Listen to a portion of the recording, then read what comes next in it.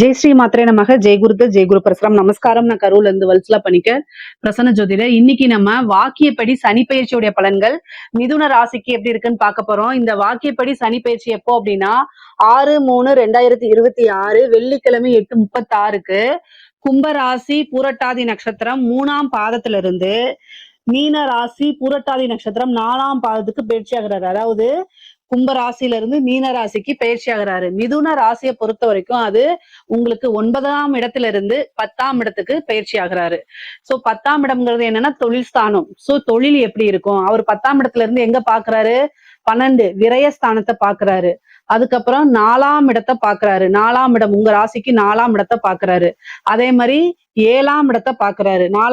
4ஆம் இடம்ங்கிறது என்ன? பதவி ஸ்தானம். அதே மாதிரி உற்பத்தி, ஏற்றுமதி, இறக்குமதி, வீடு கட்டுறது, வாங்குறது, விற்கிறது.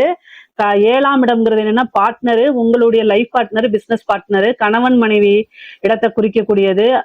உங்களுக்கு ஆப்போசிட்ல இருக்கக்கூடிய நண்பர்களையும் குறிக்கக்கூடியது. இது எல்லாமே குறிக்கக்கூடியது. இந்த இடங்கள் எல்லாம் சனியுடைய பார்வைகள் இருக்கு. அதனால எப்படி நீங்க நடந்துக்கணும் அப்படின்னா, தொழிலை பொறுத்த வரைக்கும் உங்களுக்கு நன்மையா அப்படின்னா நன்மைதான்.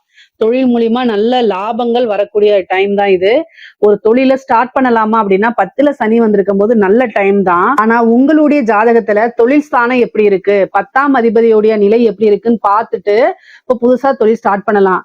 இல்ல எனக்கு தொழில் ஸ்தானம் நல்லா இருக்கு, தொழில் ஸ்தான அதிபதியும் நல்லா இருக்காரு, ஜாதகத்துல நல்லா இருக்கு, ஆனா கோச்சார ரீதியா இப்ப ஸ்டார்ட் பண்ணலாம், தாராளமா ஸ்டார்ட் பண்ணலாம். ஏன்னா 10ஆம் இடத்துல இருந்துட்டு 12ஆம் இடத்தை பாக்குறாரு உங்க ராசிக்கு. 12ஆம் இடம்ங்கிறது விரயம் மட்டும் கிடையாது, இன்வெஸ்ட்மெண்ட்டை குறிக்கக்கூடிய இடம். சோ அதனால இப்போ ஒரு இன்வெஸ்ட்மெண்ட் பண்ணி தொழிலை ஸ்டார்ட் பண்ணலாமா? தாராளமா ஸ்டார்ட் பண்ணலாம். தொழிலை பொறுத்த வரைக்கும் நல்ல வளர்ச்சி தான் இந்த காலகட்டங்கள்ல.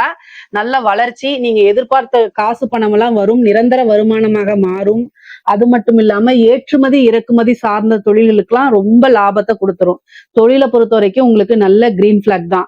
உத்தியோகத்தை பொறுத்த வரைக்கும் எப்படி இருக்கும் அப்படின்னா, உத்தியோகத்துல இருக்கவங்களுக்கும் நல்ல ஒரு வளர்ச்சியை தான் கொடுக்கும்.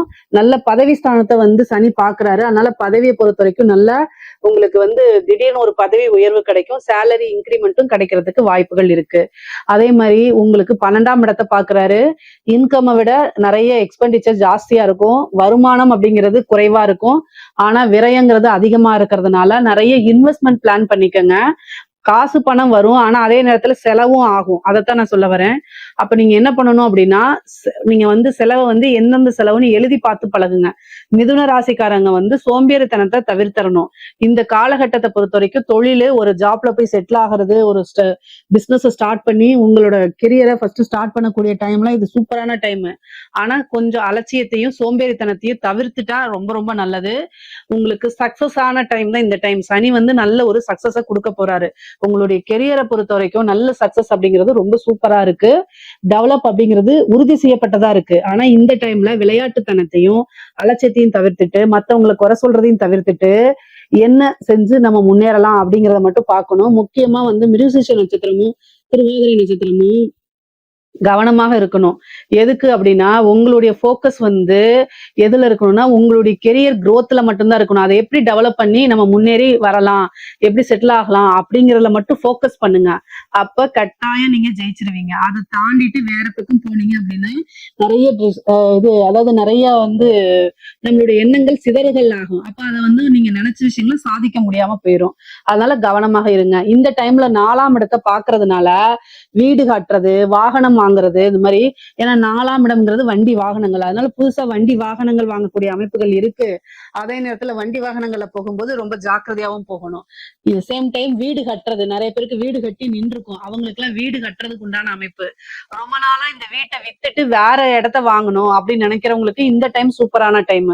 வீடு கட்டுறது, வீடு வாங்குறது, புதுசா ஒரு வீடு வாங்குறது, அதே மாதிரி பழைய வீட்டை வித்துட்டு புதுசா ஒரு இடத்த வாங்குறது, அங்க வீடு கட்டுறது, இந்த மாதிரி நிகழ்வுகளும் இந்த டைம்ல உங்களுக்கு நடக்கும். அதே மாதிரி 7ஆம் இடத்தை சனி பார்க்கிறாரு. 7ஆம் இடம்னா பிசினஸ் பார்ட்னர்ஸ், அதே நேரத்துல லைஃப் பார்ட்னர். பிசினஸ் பார்ட்னர்ஸை பொறுத்த வரைக்கும் உங்களுக்கு மனக்கசப்புகள் பிரியறதுக்கு உண்டானது. அவங்களுடைய ஏன் ஷேரை கூட நான் வெளில போறேன்னு நிற்பாங்க. அவங்கள எப்படியாவது கன்வின்ஸ் பண்ணி தக்க வச்சுக்கோங்க. அவங்க உங்களுக்கு இம்பார்ட்டன்டா இருக்கும் பட்சத்தில். இல்ல அப்படின்னா, ஐயோ நான் நல்லா ஆல்ரெடி டெவலப் ஆயிருக்கேன், இந்த என்னோட பிசினஸ் பார்ட்னர்ஸ்னாலதான் என் பிசினஸ் பாதிக்குது அப்படின்னு நீங்க நினைச்சீங்கன்னா, ஏன்னா பிசினஸ் பார்ட்னர்ஸ் கூட பாத்தீங்கன்னா இந்த டைம்ல மனக்கசப்பு ஏற்படும், உங்களுக்குள்ள மிஸ் அண்டர்ஸ்டாண்டிங் ஏற்படும். அப்ப நீங்க பிரியறதுக்கு உண்டான வாய்ப்புகள் அதிகமாக இருக்கு. சோ உங்களுக்கு பிடிக்கல, எனக்கு அவங்க தேவையில்லைங்கிற பட்சத்தில் அவங்கள கழட்டி விடுறதுக்கு இது சூப்பரான பர்ஃபெக்ட்டான டைம். இல்ல என்னோட முதலீடுக்கு என்னுடைய தொழிலுக்கு வந்து இந்த முதலீடு ரொம்ப முக்கியம். சோ நான் வந்து எனக்கு பிசினஸ் பார்ட்னர்ஸ் முக்கியம் அப்படின்னா அவங்கள எப்படியாவது கன்வின்ஸ் பண்ணி தக்க வச்சுக்கிறது ரொம்ப ரொம்ப நல்லது. ஆனா பிரேக் வரதுக்கு உண்டான அமைப்புகள் அதிகமா இருக்கு, சாத்தியங்கள் அதிகமாக இருக்கு. உங்களுக்கு என்ன வழிபாடு பண்ணலாம் அப்படின்னா கால பைரவர் வழிபாடு தான் நீங்க பண்ணணும். ஒரு சனிக்கிழமை ராகு காலத்தை எடுத்துக்கோங்க. ஏன்னா ராகு காலம் நான் ஏன் சொல்றேன் அப்படின்னா அஷ்டமாதிபதியாவும் இருக்காரு சனி, உங்களுக்கு அஷ்டமாதிபதியாவும் இருக்கனால சனிக்கிழமை ராகு காலங்கிறது 9 மணில இருந்து 10:30 மணி வரைக்கும் இருக்கு. அந்த டைம்ல கால பைரவருக்கு வழிபாடு பண்ணுங்க. கால பைரவருக்கு எப்படி வேணா நீங்க வழிபாடு பண்ணலாம், அல்லது தேய்பிரை அஷ்டமியில கால பைரவர் வழிபாடு பண்ணலாம். பிசினஸ் நல்லா growth ஆகணும்னா சொர்ண ஆகர்ஷ்ண பைரவர் வழிபாடு பண்ணுங்க. மத்தபடி எதிரிகள் தொந்தரவு வரக்கூடாது, கோர்ட்டு கேஸ் பிரச்சனைகளை ஜெயிக்கணும், பிசினஸ்ல பெரிய லெவல்ல வரணும் அப்படின்னா கால பைரவர் வழிபாடு பண்ணுங்க. கால பைரவர் வழிபாடுக்கு எவ்வளவுக்கு எவ்வளவு நீங்க நல்லா பண்றீங்களோ அந்த அளவுக்கு சனியுடைய தீமைகள் குறைஞ்சு உங்களுக்கு நன்மைகள் அதிகமாக ஏற்படும். அதே மாதிரி 7ஆம் இடம்ங்கிறது கலத்திர ஸ்தானம். அதாவது ஆணாக இருந்தால் மனைவி, பெண்ணாக இருந்தால் கணவனை குறிக்கக்கூடிய இடமா இருக்கனால நீங்க பேசக்கூடியது, ஒரு செய்யக்கூடிய செயல் எல்லாமே வந்து அவங்களுக்கு பிடிக்காத பட்சத்தில் மனக்கசப்பை ஏற்படுத்தி பிளவுகளை ஏற்படும், உறவுகள்ல விரிசல்களை ஏற்படுத்தி விடும். சனியுடைய பிரதான வேலையே என்ன தெரியுங்களா? உறவுகளை வந்து பிரிச்சு விடுறது, அவங்க மனக்கசப்பை ஏற்படுத்துறது. அப்போ உங்களை பத்தி என்ன செய்வாங்க, வெளியில போய் மத்தவங்க கிட்ட ஷேர் பண்ணுவாங்க, உங்ககிட்ட கிடைக்காத ஒரு விஷயத்த வெளியில தேட ஆரம்பிப்பாங்க. இந்த மாதிரி நிகழ்வுகள்லாம் இந்த சனி 7ஆம் இடத்தை பார்க்கும்போது நடக்கும். அதுக்கெல்லாம் நீங்க இடம் கொடுக்காம கணவனா இருந்தாலும் சரி, மனைவியாக இருந்தாலும் சரி, ஒருவரை ஒருவர் அனுசரிச்சு ஆதரவுகள் தேவை. இந்த காலகட்டங்கள்ல ஒருத்தர் அதாவது பிடிச்சிருக்கு பிடிக்கலங்கிறத தாண்டி இவங்க நம்மளுடைய பொறுப்புங்கிறத உணர்ந்து செயல்படணும். இவங்க நம்மளை நம்பி வந்திருக்காங்க. ஒரு ஆணா இருந்தாலும் சரி, பெண்ணா இருந்தாலும் சரி. ஒரு நீங்க மனைவியா இருக்கும் பட்சத்தில் கணவனுக்கு நம்மளை தவிர வேற யாரும் இல்லைன்னு நீங்க நினைக்கணும். அதே கணவனாக இருந்தா மனைவிக்கு நம்மளை தவிர வேற யாரும் இல்லைன்னு நீங்க நினைச்சு ரொம்ப அண்டர்ஸ்டாண்டிங்கா ஒருத்தருக்கு ஒருத்தர் வந்து ஆதரவோட நீங்க போனா மட்டும்தான் உங்களுடைய உறவுகள்ல மனக்கசப்போ, பிரிவுகளோ, வேறு நபர்களுடைய தலையீடுகளோ இருக்காது. இல்ல அப்படிங்கும் பட்சத்தில் அலட்சியமா இருக்கிறீங்க, அவங்களை நீங்க கண்டுக்கவே இல்ல, உங்களுடைய வேலைப்பளு இந்த மாதிரி நான் வந்து நிறைய பேர் வந்து சொல்றாங்க, நான் ஒர்க்குன்னு போயிடுறேன், அதனால என்னுடைய வீட்டுல அவங்கள நான் கண்டுக்க முடியல அப்படின்னா உங்ககிட்ட கிடைக்காத ஒரு விஷயம் வெளியில தேடத்தான் செய்வாங்க. இது வந்து இந்த காலகட்டத்துல நிறைய பேருக்கு இது நடக்குது. ஆனாலும் புரிய வைக்கணும், அவங்களுக்காக நீங்க டைம்ஸ் கொஞ்சம் ஸ்பெண்ட் பண்ணணும். நீங்க வந்து யாருக்காக சம்பாதிக்கிறீங்க, யாருக்காக கஷ்டப்படுறீங்கன்னு உணர்ந்து செயல்படுங்க. எவ்வளவு 24 மணி நேரத்துல ஒரு மணி நேரம் 2 மணி நேரம் கூட ஒதுக்க முடியாதுங்களா? இதுக்காக ஒதுக்கி கஷ்டப்பட்டுதான் ஆகணும். உங்களுக்கு ஒரு உறவு கிடைக்கணும்னா காசு பணம் சம்பாதிக்கிறதே எவ்வளவு பெரிய விஷயம். காசு பணத்தை கொடுத்து கூட ஒரு நல்ல உண்மையான உறவை வாங்க முடியாது. ஆனா அந்த காசு பணத்துக்கு மேலானது உறவு.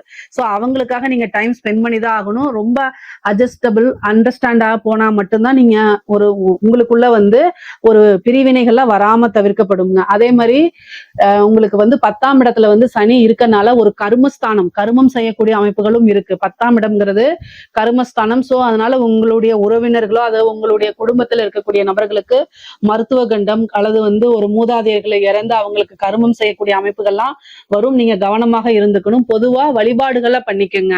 உங்களுக்கு பொருளாதார ரீதியாவும் சரி, மத்த ரீதியாவும் சரி நல்ல வாய்ப்புகள் இருக்கு. வருமானம் எல்லாம் நல்ல பெருக்கி கொடுக்கக்கூடிய அமைப்புகள் தான் இந்த சனி பயிற்சியில உங்களுக்கு இருக்கு. இதுல ஏதாவது சந்தேகங்கள் இருக்கு அப்படின்னா கமெண்ட்ஸ்ல கேளுங்க, கட்டாயம் நான் ஆன்சர் பண்றேன். நம்மளுடைய சேனலை லைக் பண்ணுங்க, ஷேர் பண்ணுங்க, சப்ஸ்கிரைப் பண்ணுங்க. நன்றி, வணக்கம்.